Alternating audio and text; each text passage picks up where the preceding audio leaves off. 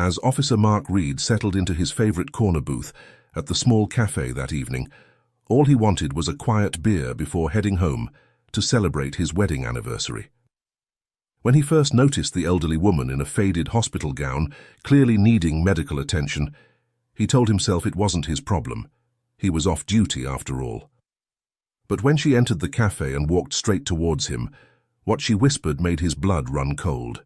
After hearing her words and uncovering the truth, he was faced with a dark situation that forced him to call for backup.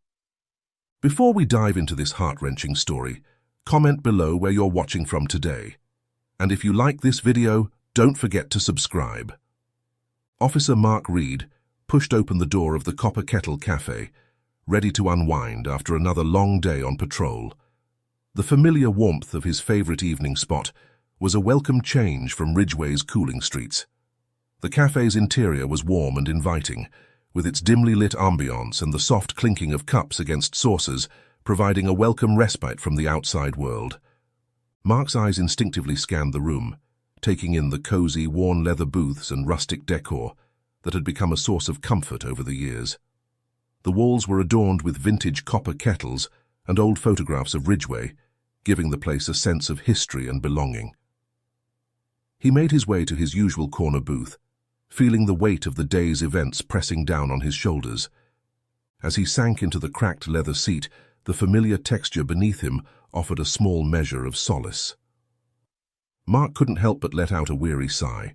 Today had been particularly demanding, both mentally and physically. He had responded to a domestic dispute that had escalated quickly, requiring all of his experience and patience to diffuse. Then there was the paperwork, endless forms and reports that seemed to multiply with each passing hour. Settling into the booth, Mark pulled out his phone, the screen illuminating his tired face. A message from Julia, his wife, caught his attention immediately. "Don't forget, dinner at 8 p.m. for our anniversary, love you." The reminder of their wedding anniversary dinner brought a mix of emotions, warmth at the thought of spending time with Julia, but also a twinge of guilt for almost forgetting such an important occasion. Mark quickly typed out a reply, "I'll be home soon to change, love you too." He set the phone down and signaled to the waitress, ordering his usual, a cold beer to take the edge off the day. "I'm on my way home from work, can't wait to see you." He read the reply from Julia, just at the arrival of his beer. A fleeting smile crossed Mark's face as he read her words. Despite the exhaustion, he felt a surge of anticipation for the evening ahead. Taking a long sip of his beer, Mark savored the cold, crisp taste. He knew he shouldn't linger too long. He needed to get home and change for dinner. But the allure of a few moments of peace was too strong to resist. Reaching into his pocket, he pulled out his earphones and plugged them into his phone. Scrolling through his playlist, he selected a video and turned up the volume, momentarily muting the world outside. In this cocoon of sound and familiar surroundings, Mark felt the day's stresses slowly ebbing away. As Mark became increasingly absorbed in his video, the world outside the Copper Kettle Cafe continued its quiet evening rhythm. It was in this seemingly ordinary moment that something caught Mark's peripheral vision, a movement outside the partially obscured window with its blurred screen. Instinctively, Mark's eyes flicked towards the source of the movement. Through the partially obscured window with a blurred screen, he could make out the figure of an elderly woman standing unsteadily on the cracked walkway outside. Even from a distance, there was something about her appearance that gave Mark pause. The woman was wearing what looked like a faded pink gown, or was it a hospital scrub, he wondered. Her gaunt frame seemed to sway slightly in the gentle evening breeze, hinting at a fragility that immediately stirred Mark's concern.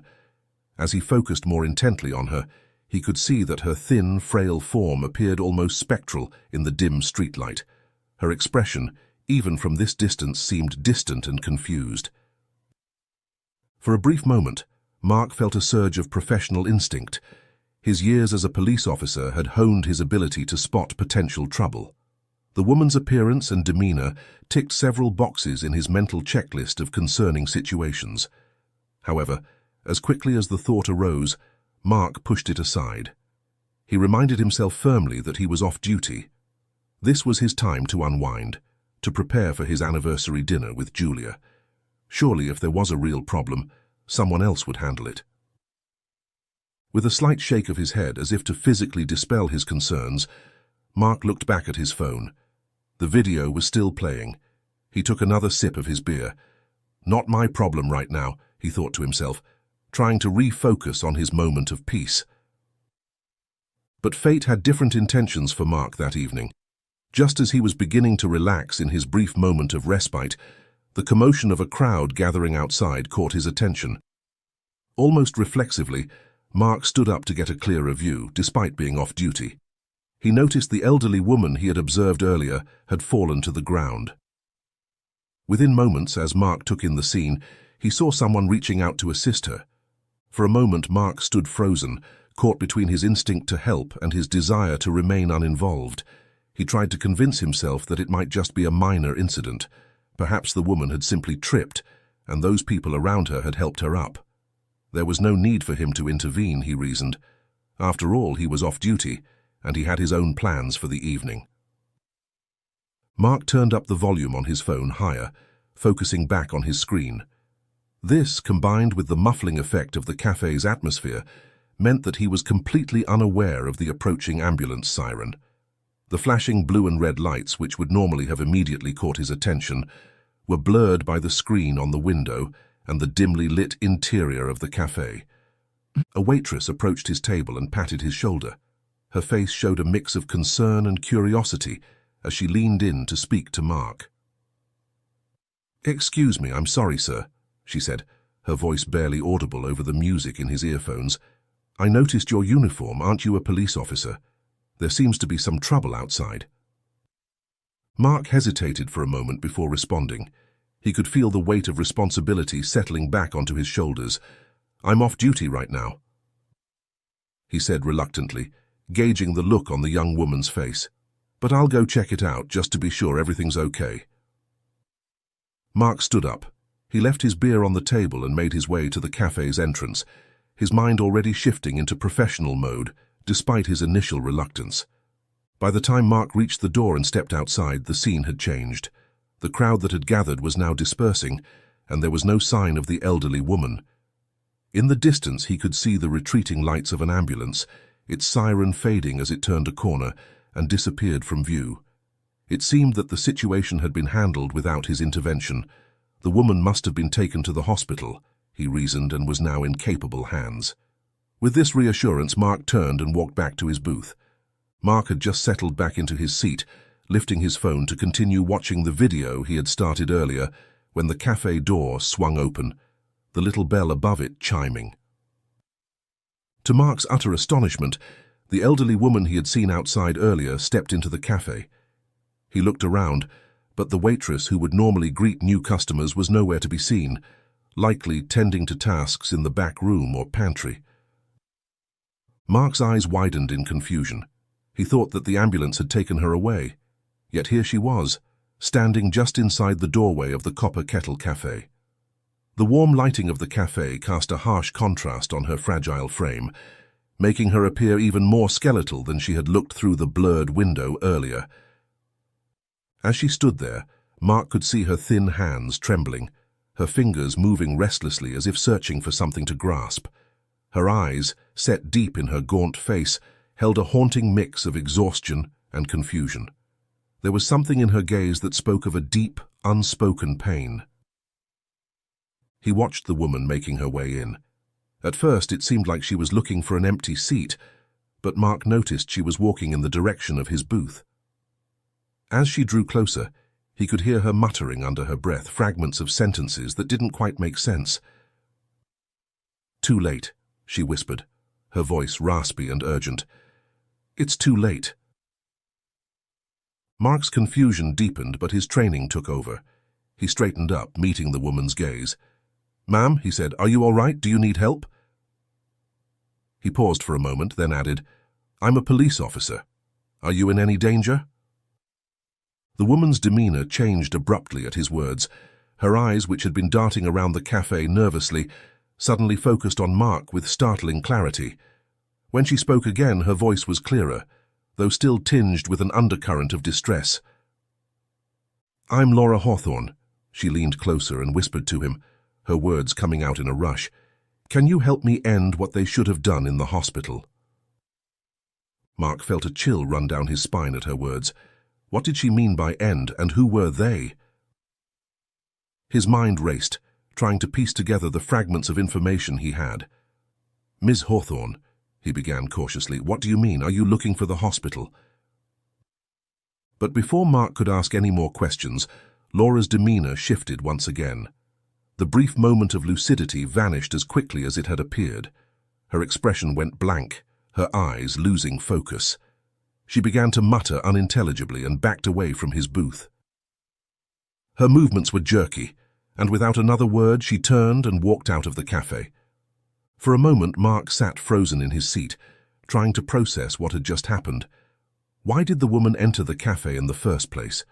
Why did she look so confused and lost? Is she in any danger? He mused.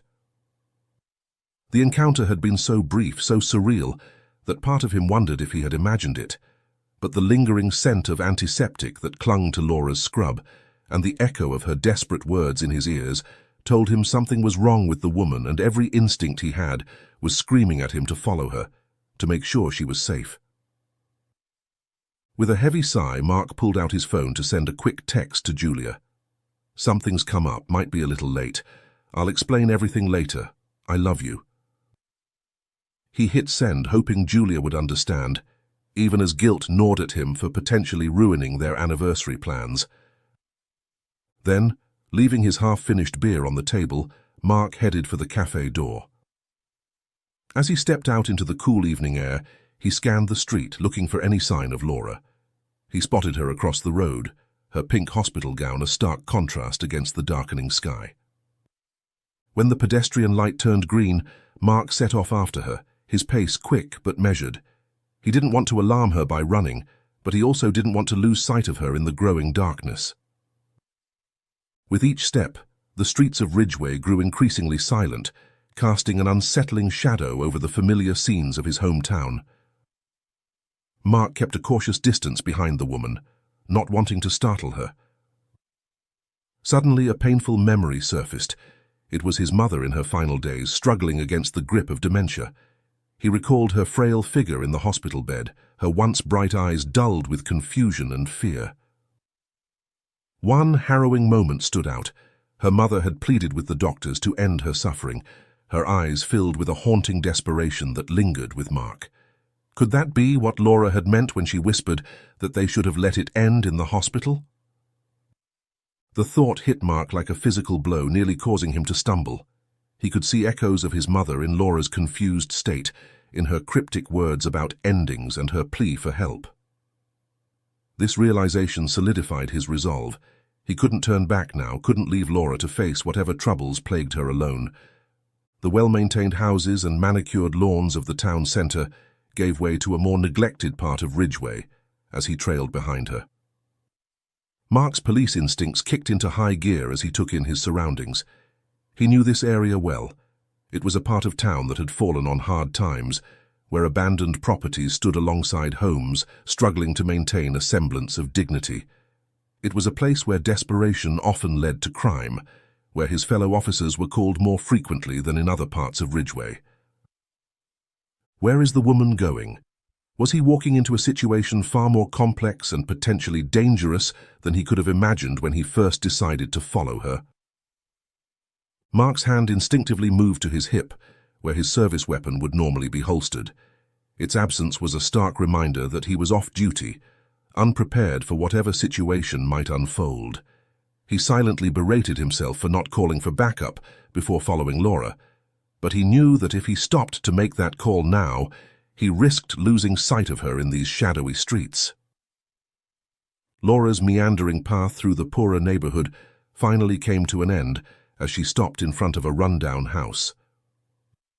Mark, still maintaining his distance, took in the scene before him with a growing sense of unease. The house stood as a testament to years of neglect, its once proud facade now a shadow of its former self. The yard was a chaotic mess, strewn with broken furniture and rusted cans. Weeds grew unchecked, pushing through cracks in the concrete pathway that led to the front door. The house itself was in a sorry state, its paint peeling in large strips, revealing weathered wood underneath. Mark's police instincts were on high alert as Laura reached the front steps, ready to intervene if necessary. But before she could climb the worn stairs, the front door creaked open. The sound seemed unnaturally loud in the quiet night, causing Mark to instinctively reach for a weapon that wasn't there. From the darkened doorway emerged a young man, his appearance as disheveled and worn as the house itself. Even from a distance, Mark could see that the man was unsteady on his feet, his movements jerky and uncoordinated. As the man stepped into the dim light cast by a nearby street lamp, Mark's trained eye quickly picked up on the telltale signs of drug addiction: the gaunt face, the nervous twitches, and most damning of all, the track marks visible on his arms. The young man's voice, slurred and angry, shattered the night's silence. "Mother, you're a killer. You killed father," he shouted, his words echoing down the empty street. Mark felt as if he'd been punched in the gut. Mother? This young addict was Laura's son. The pieces of the puzzle were starting to fall into place, but the picture they formed was far more complex and heartbreaking than Mark had anticipated. Laura, seemingly galvanized by her son's accusation, tried to approach him. No, he's inside, he's alive," she repeated, her voice a mixture of desperation and denial. But in her haste, her frail body betrayed her. She stumbled, losing her balance on the uneven ground. Mark's body reacted before his mind could process what was happening. He sprinted forward, hoping to catch Laura before she hit the ground, but he was too far away and could only watch in horror as she fell hard onto the concrete of the pathway. As Mark reached Laura's side, kneeling beside her fallen form, he was acutely aware of the young man's reaction. The sound of the front door slamming shut and the click of a lock being hastily engaged told Mark that the son had retreated into the house, likely spooked by his sudden appearance in a police uniform. Mark's attention, however, was fully focused on Laura. He gently rolled her onto her back, his eyes scanning for any signs of serious injury. To his relief, it appeared that while she would likely have some nasty bruises on her legs and arms, she hadn't suffered any broken bones or head trauma from the fall. "Ms. Hawthorne," Mark said softly, trying to keep his voice calm and reassuring. "Laura, can you hear me? I was a police officer. You spoke to me at the cafe." Laura's eyes fluttered open, unfocused and confused. Her lips moved, but the words that came out were barely above a whisper. "We're good people." The cryptic nature of her words sent a chill down Mark's spine. What did she mean? What had happened in this house, in this family, to bring them to this point? Realizing that the situation was beyond what he could handle alone, Mark knew it was time to call for backup. He pulled out his phone, his fingers moving automatically as he dialed the familiar number for dispatch. "This is Officer Mark Reed," he said as soon as the call connected. "I need an ambulance and police backup at—" He quickly rattled off the address, his eyes never leaving Laura's face as he spoke. "I have an elderly woman who's fallen and may be injured. There's also a possible drug situation on the premises." As he ended the call, Mark could hear the distant wail of sirens approaching. Help was on the way, but as he looked between the still form of Laura on the ground and the dark, forbidding house where her son had disappeared, he couldn't shake the feeling that this was just the beginning of a long and difficult night. The quiet neighborhood, which had seemed so oppressive just moments ago, now buzzed with an undercurrent of tension as Mark waited for his fellow officers and the paramedics to arrive. The wail of sirens grew louder as Mark knelt beside Laura, his training kicking in as he assessed her condition. Her breathing was shallow but steady, and while she seemed dazed, she was at least conscious. Mark gently placed a hand on her shoulder, trying to provide some comfort while also ensuring she didn't try to move. "Ma'am," he said softly, "can you hear me? Do you feel any pain in your body?" His voice was calm and professional, but inside his mind was racing with questions and concerns. Laura's response was barely audible, her words coming out in a confused mumble. We're good people. I didn't kill anybody. My husband's inside. She repeated the phrase, her eyes unfocused and distant. Mark's brow furrowed with concern. The young man earlier had called her mother, and he was too young to be her husband. The cryptic nature of her words, combined with the earlier outburst from the young man, painted a troubling picture. What had happened to this family? What secrets lay hidden behind the peeling paint and boarded-up windows of their home? Before Mark could ponder further, the night erupted into a flurry of activity. An ambulance rounded the corner, its lights painting the dilapidated houses in alternating flashes of red and white. Close behind came the police cruiser, their arrival announced by the crunch of tires on the debris-strewn street. Danny and Connor, two of his fellow officers he'd worked with countless times before, emerged from the car. Their familiar faces brought a sense of relief. He knew he could count on their support and expertise. The paramedics were the first to reach Mark and Laura, their movements swift and practiced as they began to assess her condition. Mark stood up, giving them room to work, and turned to brief his colleagues. "Danny, Connor," he nodded to each of them in turn. "We've got a complex situation here. The woman is Laura Hawthorne. She collapsed outside, and I followed her here. Her son is inside the house. He appeared intoxicated and possibly under the influence of drugs. He retreated inside when he saw me." Connor's eyes narrowed as he glanced at the house. "Any weapons that you know of?" Mark shook his head. "Unknown. I haven't been inside, and I only saw the son briefly. But given the state of the house and his apparent drug use, we should proceed with caution." Danny nodded, his hand resting on his holstered weapon. "What do you want us to do, Mark?" Despite being off duty, Mark found himself naturally falling into a leadership role. "Connor, Danny, I need you to secure the house and the son. Approach with caution. He seemed agitated earlier. If you can, try to bring him out peacefully. We need to figure out what's going on here." As his fellow officers moved towards the house, Mark turned his attention back to Laura and the paramedics. One of them, a young woman with kind eyes, was speaking softly to Laura as her partner prepared the stretcher. "Ma'am, we're going to take you to the hospital now," the paramedic was saying. "We need to make sure you're not hurt from your fall." Laura's eyes widened in panic at the mention of the hospital. No cop," she muttered, weakly trying to resist as they began to lift her onto the stretcher. "I'm not a bad person. We didn't hurt anyone." Mark stepped closer, his voice gentle but firm. "Laura, it's okay. They're here to help you. I'll make sure everything's taken care of." As the paramedics secured Laura on the stretcher, Mark made a quick decision. "I'm going to ride with her to the hospital," he called out to Danny and Connor. "Keep me updated on the situation here." The younger paramedic nodded, seemingly relieved to have a police officer accompanying them. As they loaded Laura into the ambulance, Mark climbed in after them, his mind whirling with questions and theories about what had led to this night's events. Her earlier words echoed in his mind. "We're good people. Spare him." What did it mean? As the ambulance doors closed and the vehicle began to move, Mark found himself studying Laura's face.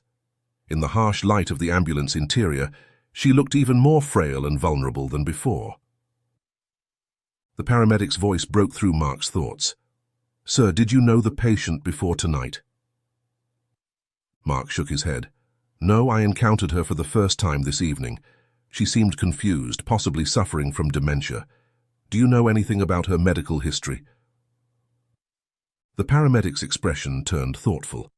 "Actually, it's a bit of a strange situation.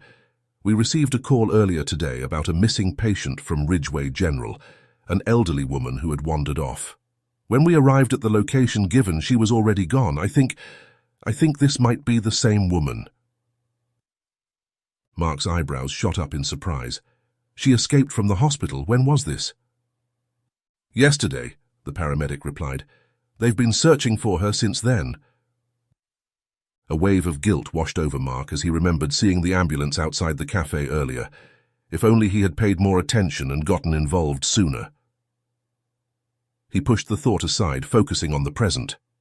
"I saw an ambulance outside the cafe where I first noticed her," Mark admitted. "I thought, I thought they had taken her then.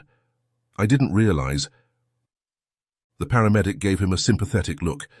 It's not your fault, officer. These situations can be confusing.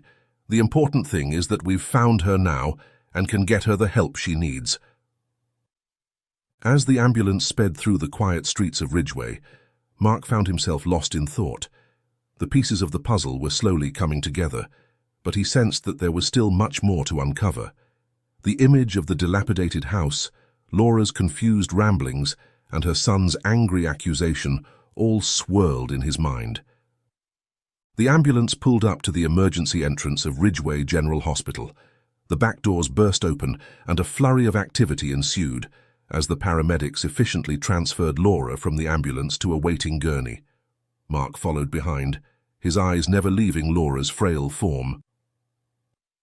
As they wheeled her through the automatic doors and into the bright antiseptic environment of the ER, the sudden change in surroundings seemed to disorient her further, and she began to mutter, "End his pain, please. My husband's alive but in pain," she pleaded, her thin fingers grasping at the air. "We are good people, officer. Please believe me." Mark's heart clenched at the desperation in her voice. He wanted to reassure her, to tell her that everything would be all right, but he knew that would be premature. There was still so much about her situation that he didn't understand. A team of nurses and a doctor quickly gathered around Laura's gurney, their voices a calm counterpoint to her distressed cries. They began checking her vitals and assessing the bruises from her fall, their movements swift and practiced. "She needs to be sedated," one of the nurses said, reaching for a syringe. Mark stepped forward, his police instincts kicking in. "Wait," he said, his voice firm but respectful. "Is it possible to calm her without putting her to sleep? I need to talk to her if possible."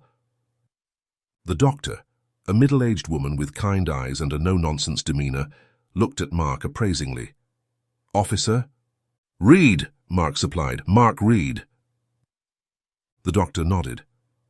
"Officer Reed, I'm Dr. Patel. We'll do our best to keep her calm and conscious, but her well-being is our primary concern.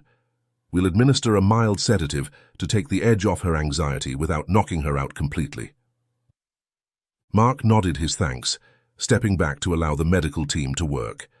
As they tended to Laura, administering the sedative and checking her for injuries, a nurse approached Mark.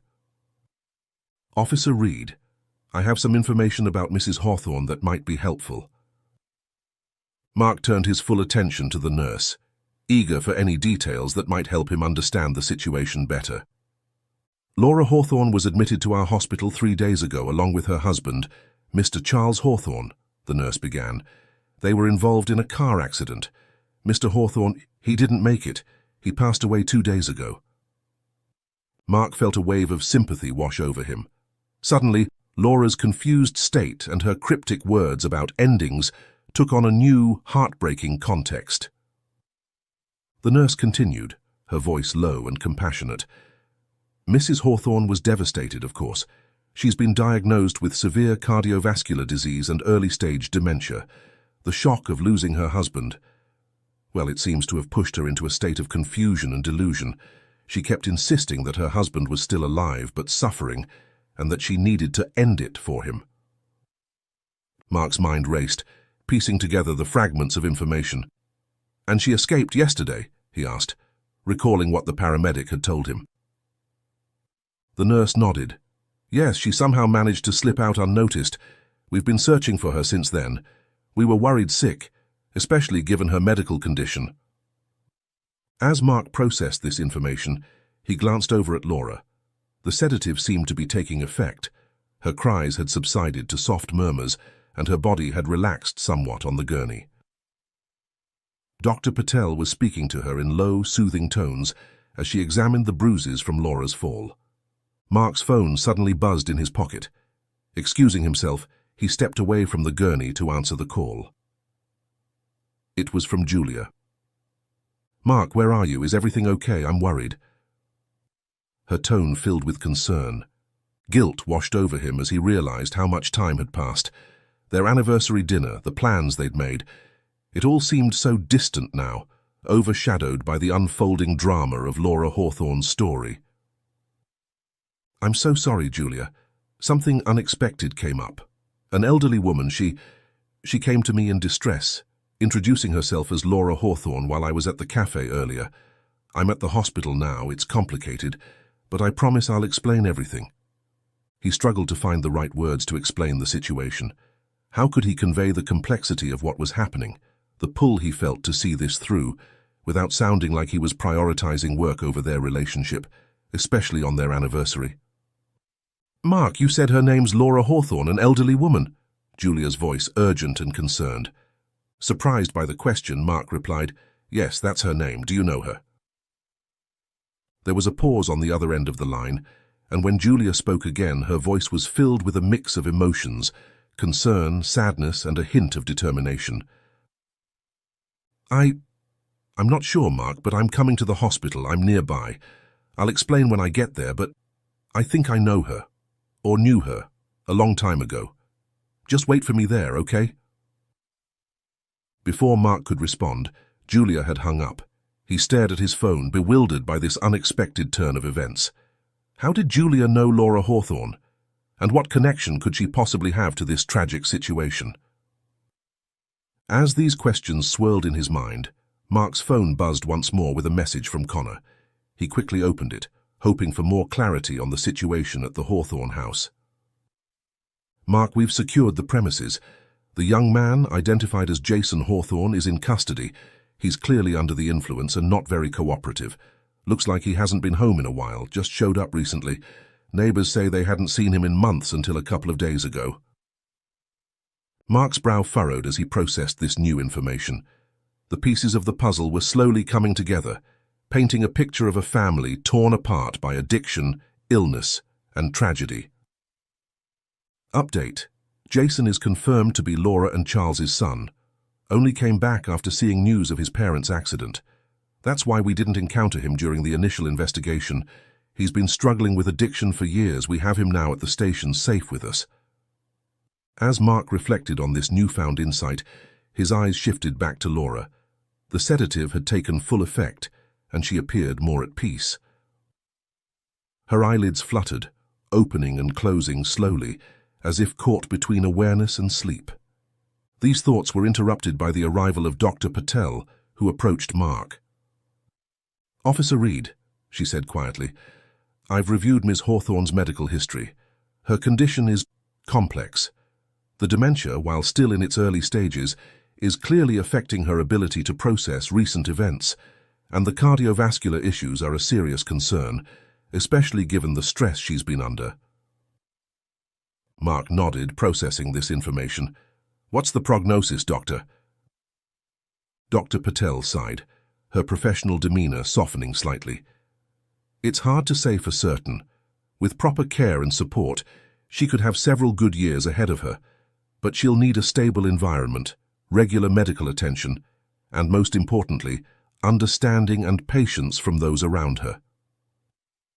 The doctor continued, "Ms. Hawthorne is calm enough now if you'd like to speak with her, but please keep it brief, she needs rest." Mark approached the gurney, his heart heavy with the weight of what he'd learned. Laura's eyes focused on him as he drew near. "Laura," he said gently, "do you remember me? I'm Officer Reed. We met earlier this evening at the cafe and you spoke to—" Laura nodded slowly, her gaze drifting between Mark and the hospital room around them. "Officer," she whispered, her voice hoarse, Did you end it? Is Charles at peace now?" Mark felt a lump form in his throat. How could he explain to this grieving, confused woman that her husband had already passed away? That her mind, clouded by dementia and grief, had created a false reality where she still needed to save him. But before he could respond, he heard the sound of hurried footsteps approaching. He turned to see Julia rushing towards him. Seeing Julia in this unexpected setting, the sterile hospital hallway, with the beeping of machines and the hushed voices of medical staff in the background, brought home to Mark just how much this situation had upended their plans for the evening. Yet, as she drew closer, he saw in her eyes not anger or disappointment, but a fierce compassion that made his heart swell with love and admiration. "Mark," Julia said as she reached him, slightly out of breath. "I'm here. I want to see her." Mark, still trying to process Julia's possible connection to Laura, gestured towards the curtained-off area where Laura lay. "She's calm now, but Julia, how do you know her? What's going on?" Julia took a deep breath, her eyes filling with a mix of emotions. Sadness, nostalgia, and something that looked like determination. "It's a long story, Mark, but if this is the Laura Hawthorne I think it is, well, let's just say she played a significant role in our lives, in our son's life especially." Mark's confusion must have shown on his face, because Julia reached out and squeezed his hand reassuringly. "I'll explain everything, I promise, but first, I need to know if it's really her." Mark nodded and made space for Julia to stand by the bedside. The hustle and bustle of the ER seemed to fade into the background. The rhythmic beeping of the heart monitor and the soft rustle of the curtain around Laura's bed created a cocoon of quiet around them. Laura lay still, her eyes drowsy and her breathing steady. Julia hesitated for a moment, her hand hovering just above Laura's, as if afraid that touching her might somehow break this surreal moment. "It's her," Julia whispered, her voice thick with emotion. "I can't believe it, but it's her." Mark watched as Julia's eyes filled with tears, a mix of recognition and sorrow playing across her face. He placed a comforting hand on her shoulder, silently encouraging her to continue. Julia took a deep breath, then gently placed her hand on Laura's. The touch seemed to stir something in Laura as she tried to focus on the faces before her. "Laura," Julia said softly, leaning in closer. "Laura, do you remember me? It's Julia, Alex's mom." At the mention of Alex's name, a spark of recognition flickered in Laura's eyes. She blinked several times as if trying to clear away the fog of confusion and medication. "Julia," Laura's voice was weak, but there was a note of wonder in it. "Little Alex's mother?" Julia nodded, a watery smile spreading across her face. "Yes, that's right. You used to be Alex's preschool teacher, do you remember?" Laura's brow furrowed in concentration, fragments of memories seemingly piecing themselves together in her mind. "Alex," she murmured, "such a sweet boy, so full of energy." Mark watched this exchange with a mixture of amazement and confusion. He had known that Julia and Alex had lived in Ridgeway before he met them, but he had never imagined this connection to the woman at the center of tonight's events. Julia continued, her voice gentle and encouraging. "That's right, Laura. Alex was very active. He had a hyperactivity disorder, remember? You were so patient with him, even staying after school to help him." A faint smile touched Laura's lips. "I remember," she said softly. "He needed extra care, extra attention. Such a bright child." Mark could see the emotion welling up in Julia's eyes as she spoke. "Laura, I want you to know. I need you to know how much your kindness meant to us. You laid the foundation for Alex's education, gave him the confidence he needed. He's in secondary school now, doing so well, and it's in no small part thanks to you." Laura's eyes widened slightly at this news, a glimmer of pride shining through the confusion. "Secondary school? My, how time flies. Is he happy?" Julia nodded emphatically. "He is, Laura. He's thriving. And we've never forgotten the role you played in his early years, your patience, your understanding. It made all the difference." As Mark listened to this exchange, he felt a profound sense of the interconnectedness of lives. Here was Laura, a woman he had only met hours ago under the most bizarre circumstances, yet she had played a crucial role in shaping the life of his stepson. The world suddenly seemed both vastly large and incredibly small. Laura's gaze drifted to Mark, a question forming in her tired eyes. "And you, sir?" Mark stepped forward, taking Julia's free hand in his own. "I'm Mark, Julia's husband. I'm a police officer here in Ridgeway. I'm the one who found you earlier this evening." Recognition dawned on Laura's face. "Ah, yes, the kind officer. You were trying to help me, weren't you?" Mark nodded, feeling a lump form in his throat. "Yes, Laura, I still am. We all are." Laura's eyes filled with tears, her gaze moving between Mark and Julia. "You're good people," she whispered. "Just like Charles and I. We tried to be good people too." Julia squeezed Laura's hand gently. "You are good people, Laura. You've touched so many lives and made such a difference. We're here to help you now, okay?" "Then please help me. Do me a favor," Laura whispered, her voice weak but laced with urgency. "I want to see my husband now, while I'm still clear-headed. Can you ask the nurse to do me this favor? I need to say goodbye. I haven't seen him for days, even after they told me he passed away."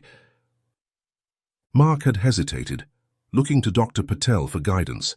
The doctor had nodded slowly, her expression a mixture of professional concern and human compassion. "It might provide some closure," she had said quietly. "But someone should accompany her, and we'll need to keep the visit brief. Do you understand?" "Yes, doctor, thank you," Laura replied, relief evident in her voice. The sterile hallways of the hospital seemed to stretch endlessly as Mark, Julia, and a nurse wheeled Laura towards the morgue. The rhythmic squeak of the wheelchair's wheels echoed in the quiet corridor, a somber soundtrack to their solemn journey. Now, as they approached the doors of the morgue, Mark felt a chill that had nothing to do with the hospital's air conditioning. He glanced at Julia, who walked beside Laura's wheelchair, her hand resting gently on the older woman's shoulder. The morgue attendant, a kind-faced man with greying hair, met them at the entrance.